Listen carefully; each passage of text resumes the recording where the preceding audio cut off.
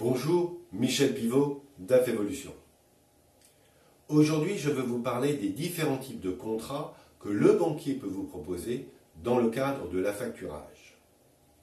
Il y en a deux. Le premier, c'est ce qu'on appelle le contrat ligne à ligne. Pourquoi ligne à ligne? Parce que dans ce contrat-là, vous cédez des factures. Bien entendu, ce contrat peut avoir les trois prestations dont nous vous avons parlé.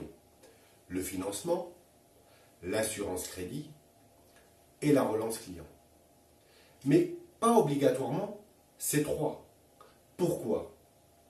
Parce que si par exemple vous avez déjà une assurance crédit, le banquier n'a pas vocation à vous donner une deuxième assurance crédit. Donc cette partie-là n'existera pas. Si d'autre part vous êtes bien organisé au niveau de votre relance client, et que vous pouvez le montrer au banquier, le banquier ne va pas le demander à faire la relance lui-même, puisque vous savez la faire.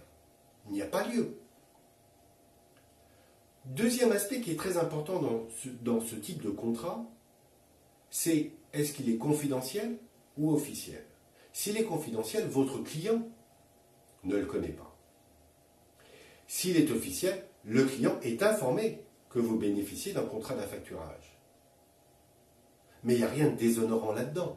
Parce qu'aujourd'hui, presque toutes les entreprises, ou en tout cas une grande partie des entreprises, bénéficient de contrats d'affacturage. Donc vous n'êtes qu'une entreprise parmi d'autres.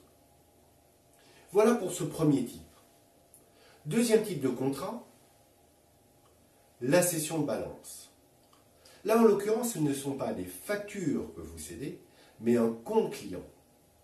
Dans un compte client, rappelons qu'il y a des factures, des avoirs, des encaissements, des écritures diverses.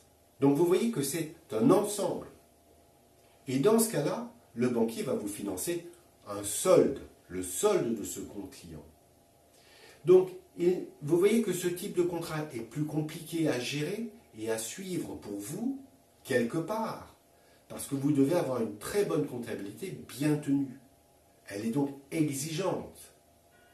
Et c'est pour ça que le banquier ne va le proposer qu'à des entreprises structurées, en général qui font au moins 10 millions d'euros de chiffre d'affaires. Vous pourrez, dans ce type de contrat, retrouver l'assurance crédit ou pas, en fonction de si vous en avez déjà une. Par contre, la relance, en règle générale, on ne la trouvera jamais. Parce que si vous êtes structuré, vous savez déjà faire cette relance. Les cessions de balance sont en général confidentielles. Mais dans certains cas, elles peuvent être notifiées, c'est-à-dire être connues par le client. Vous voyez, deux types de contrats avec des géométries variables, et il est important de les connaître pour pouvoir bien négocier.